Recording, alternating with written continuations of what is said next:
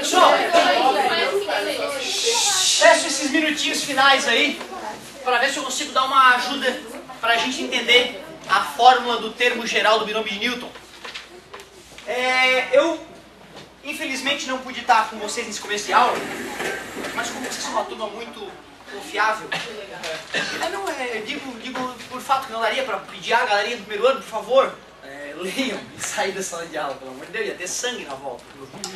Pedir encarecidamente a vocês que não ocorresse aqui, né? Mas é uma coisa bacana, sabe? Quando o aluno sozinho pega lá um material e tenta sozinho, na raça. O material é bem escrito, mas não é simples às vezes entender a origem daquela fórmula, né? Vocês chegaram a ver a fórmula pelo menos? Sim. Então beleza, a fórmula tinha assim, né? TP mais 1, não é isso? É igual NPAP, não é isso?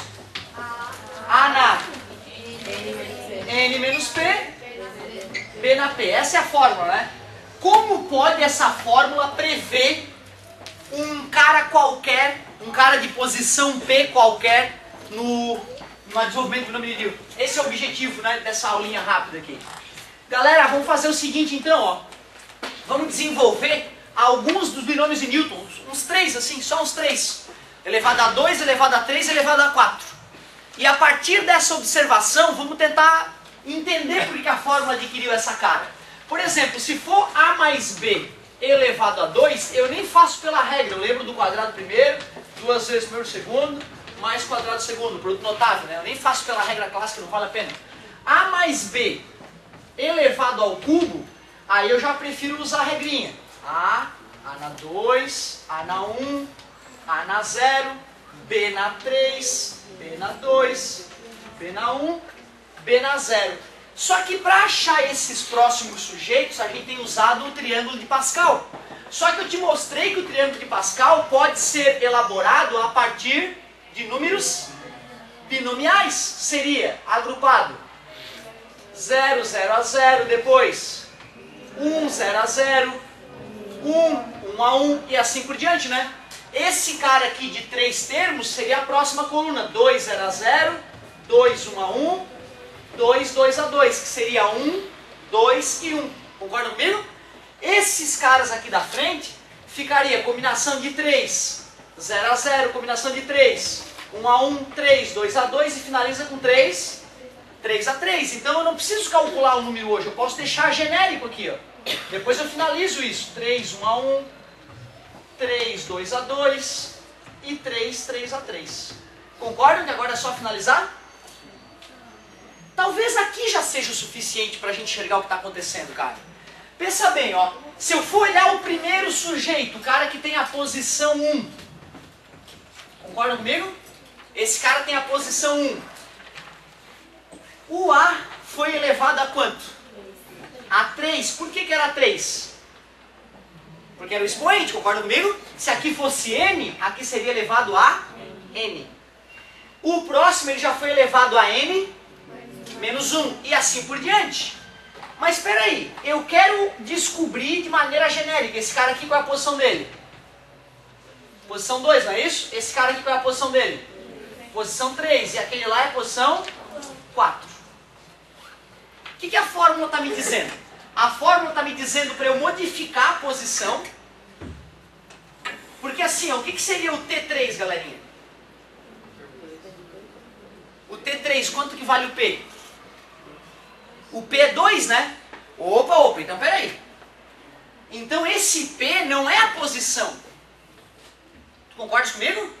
Se T3 significa que P mais 1 é igual a 3, então P é igual a 3 menos 1. P é igual a... Peraí, o terceiro termo então, o P dele é 2. Cara, P não é a posição então. Concordas comigo? Então, peraí, vamos corrigir já essa interpretação aqui. Esse aqui não é o P1. É o P0.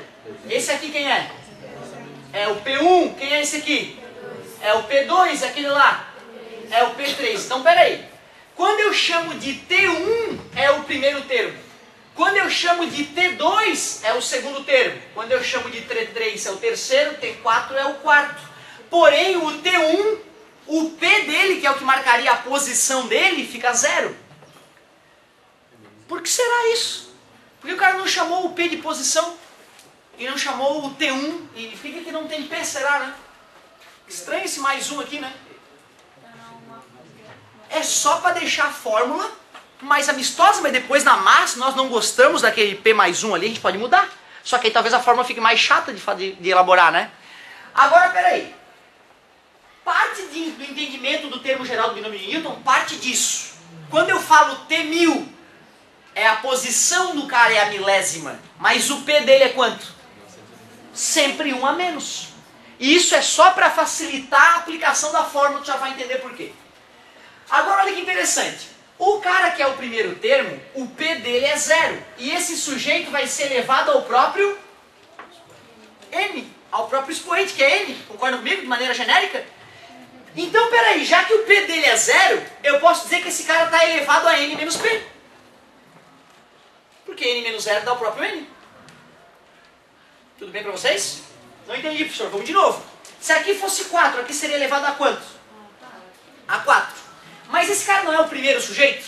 Qual é o P dele? 0. A posição dele é 1, mas o P dele é 0.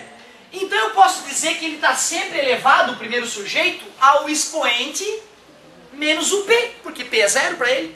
Concorda comigo? Por que eu tenho vantagem de falar isso? Porque olha o segundo sujeito, o T2, o segundo termo. Quem é o P dele? 1. E ele não está elevado a 1 a menos que esse cara? Por isso que eu posso, de maneira genérica, escrever que o primeiro elemento do binômio de Newton, no caso A, é elevado a N menos P. Ou seja, é o valor original do expoente menos P, que não é a posição do cara, que é 1 a menos que a posição. Concorda comigo? Então ficou justo isso aqui, hein? Vamos ver se está fechando para os outros? Para o terceiro termo, quem é o P do cara? 2. E ele foi elevado a quanto? 3 menos 2? 1. Pô, fechou bonitinho. Então tu vê essa sacada de chamar o termo de posição 90, o P dele é 89, é para poder deixar a fórmula mais bonita. Senão teria que ter alguma coisa aqui nesse P. Ó. Teria que ser menos P mais 1. Ficaria assim a fórmula. Se eu quiser modificar a fórmula para ficar desse jeito, isso aqui já é a posição do cara, essa parte da fórmula ficaria N menos P menos 1. Olha como ficaria o expoente ali. Ia ficar bem chato de fazer isso, né? Tá? Então a galera preferiu modificar aquela partezinha da fórmula. Então peraí. E o outro sujeito, ele é elevado a quanto?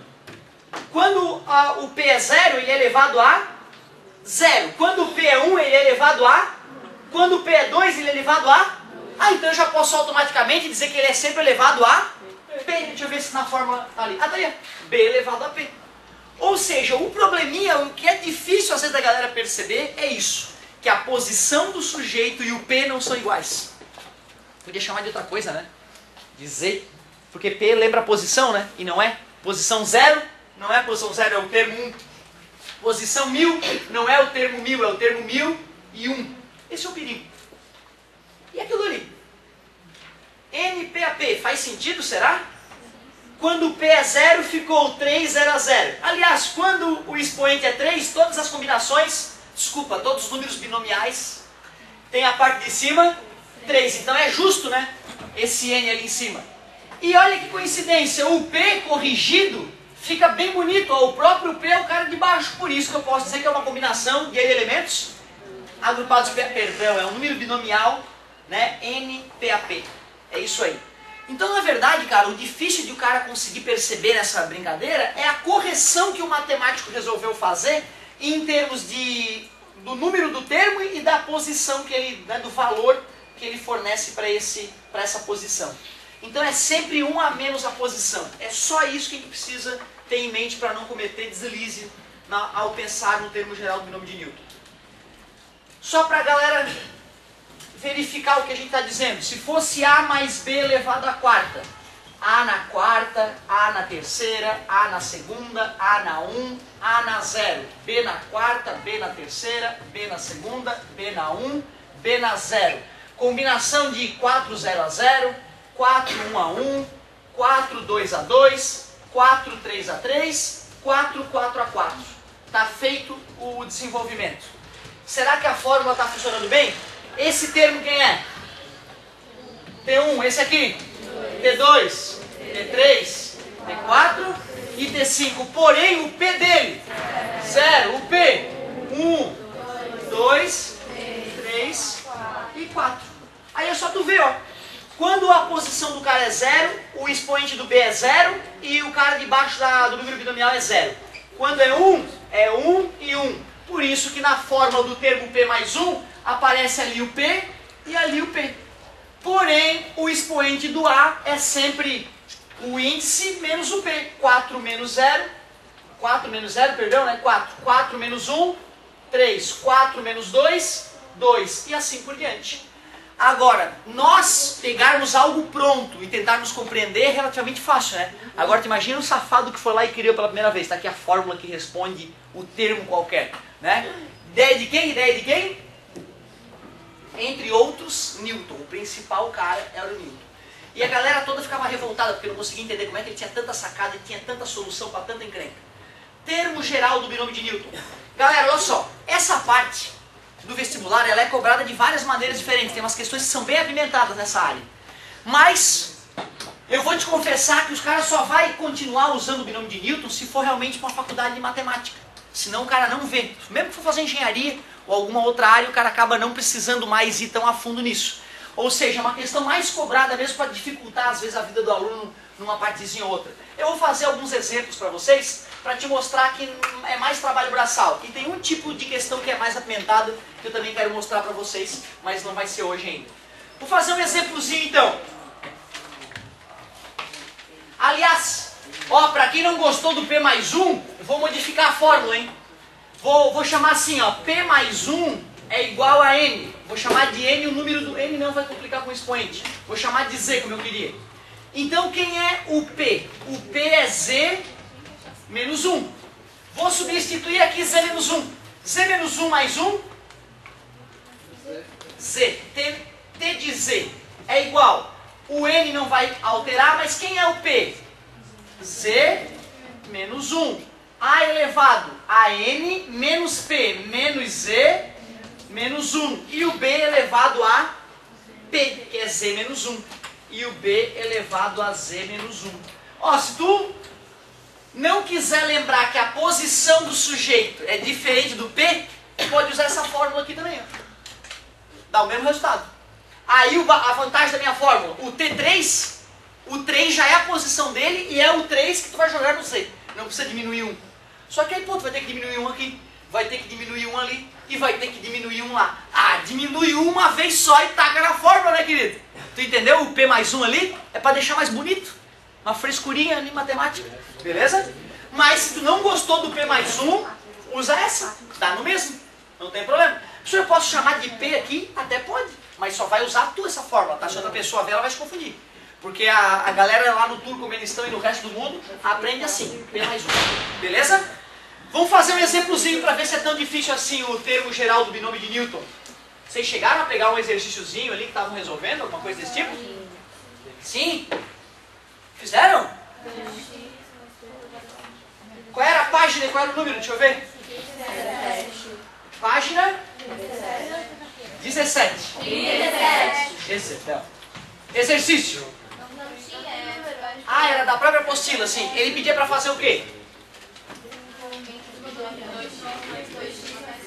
2x mais 3 elevado a 5. Ele quer o quarto termo. E essa que é boa, o termo independente. É aí que a gente começa a ficar um pouco atrapalhado às vezes. O que ele quer dizer com um termo independente? É o cara que não vai aparecer letra, que não vai aparecer o x no caso, certo?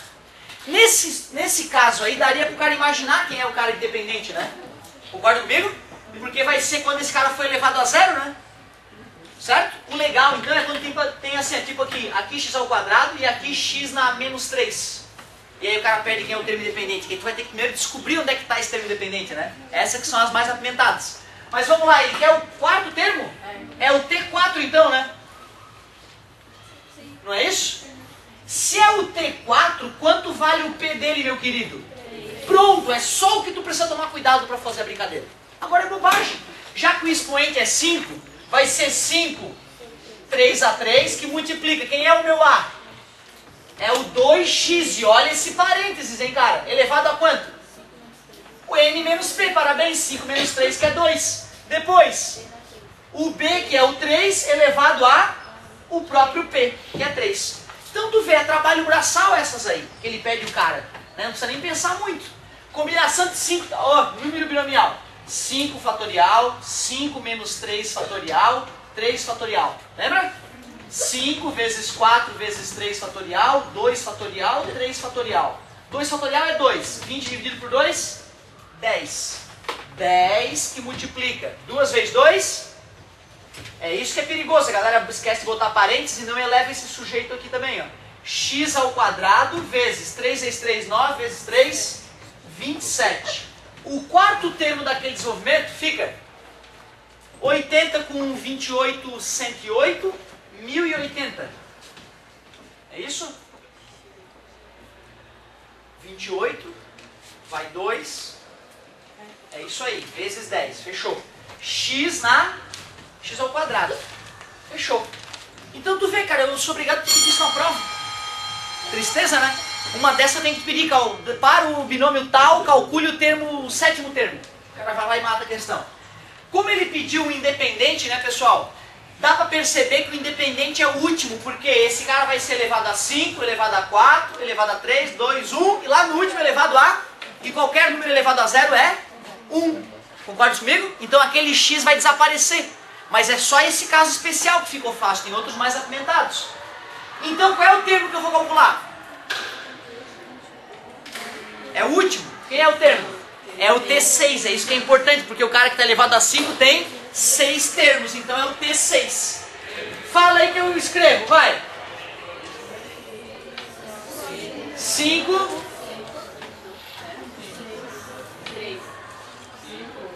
a 5, né? Porque é P, é 6 menos 1. Tudo bem? 2x elevado a quanto? 5 menos 5 e 3 elevado a quanto? 5. Só usamos a fórmula e o P é sempre 1 a menos. Porque ele não vai ficar toda hora escrevendo, né? P igual a 5, uma hora vai ser automático. Tá? E aí pronto, né? Como são iguais, é 1, lembra? Vezes, o número elevado a 0 é 1. E 3 na 5, ó, que delícia. 3 vezes 3, 9. 27, 81, 243. Então o termo independente é 243. Show de bola. Acredito que alguns conseguiram enxergar isso na hora de fazer o estudo, né? Certo? Só dei uma reforçada ali, mas não tem muito mistério. Tua tarefinha. Página 37. 1, 2 e 3. O 3 ali é que é desafiador, e na próxima aula, se tu não conseguir se virar, eu te mostro. Valeu, galera. Obrigado pela paciência, pela atenção e até mais.